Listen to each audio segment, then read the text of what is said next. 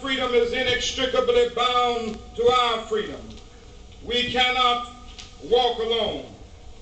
And as we walk, we must make the pledge that we shall always march ahead. We cannot turn back. There are those who are asking the devotees of civil rights, when will you be satisfied? We can never be satisfied as long as the Negro is the victim of the unspeakable horrors of police brutality. We can never be satisfied as long as our body is heavy with the fatigue of travel, cannot gain lodging in the motels of the highways and the hotels of the cities.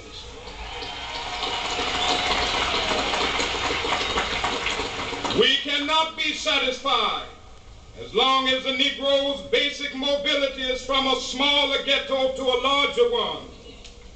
We can never be satisfied as long as our children are stripped of their selfhood and robbed of their dignity by signs stating for whites only.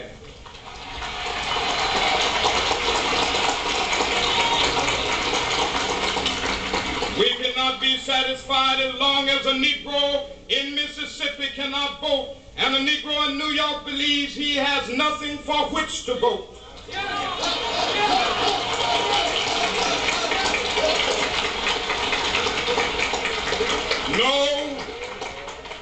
No, we are not satisfied, and we will not be satisfied until justice rolls down like waters and righteousness like a mighty stream.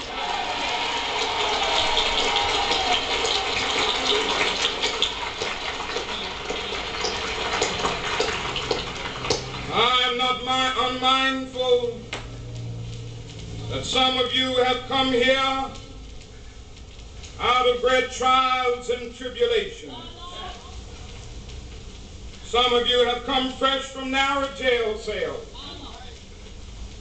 Some of you have come from areas where your quest for freedom left you battered by the storms of persecution and staggered by the winds of police brutality. You have been the veterans of creative suffering. Continue to work with the faith that unearned suffering is redemptive. Go back to Mississippi. Go back to Alabama. Go back to South Carolina. Go back to Georgia. Go back to Louisiana. Go back to the slums and ghettos of our northern cities, knowing that somehow this situation can and will be changed. Let us not wallow in the valley of despair. I say to you today, my friend,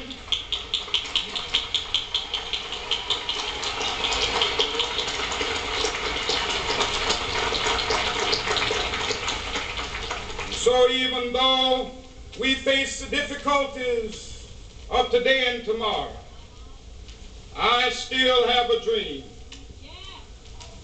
It is a dream deeply rooted in the American dream. I have a dream that one day this nation will rise up and live out the true meaning of its creed. We hold these truths to be self-evident, that all men are created equal.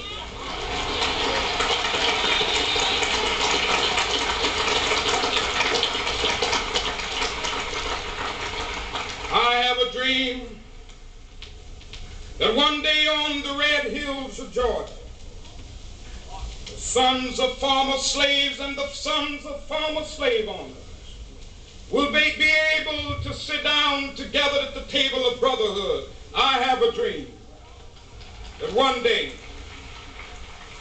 even the state of Mississippi, a state sweltering with the heat of injustice, sweltering with the heat of oppression, will be transformed into an oasis of freedom and justice. I have a dream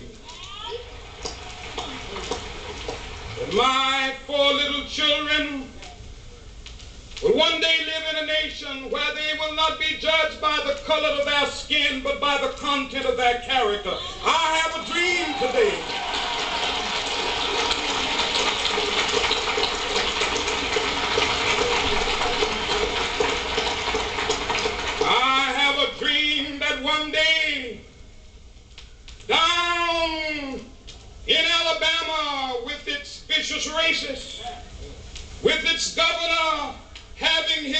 lips dripping with the words of interposition and nullification. One day right there in Alabama, little black boys and black girls will be able to join hands with little white boys and white girls as sisters and brothers. I have a dream today.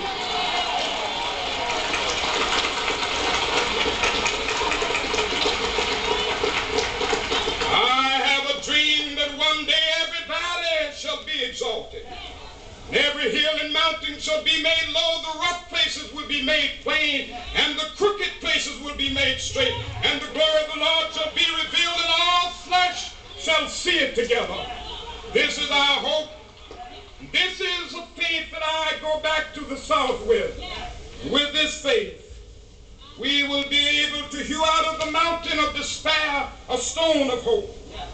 With this faith, we will be able to transform the jangling discords of our nation into a beautiful symphony of brotherhood. With this faith, we will be able to work together, to pray together, to struggle together, to go to jail together, to stand up for freedom together, knowing that we will be free one day. This will be the day.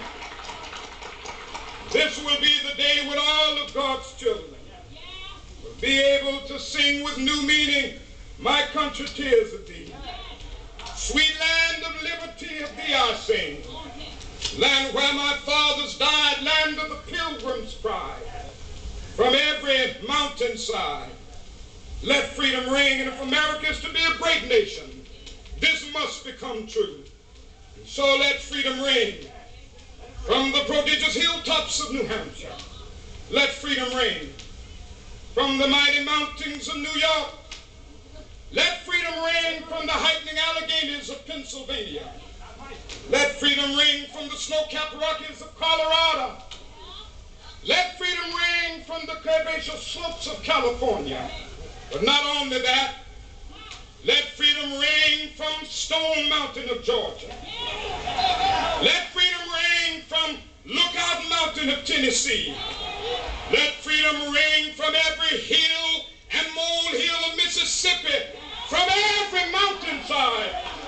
Let freedom ring. And when this happens,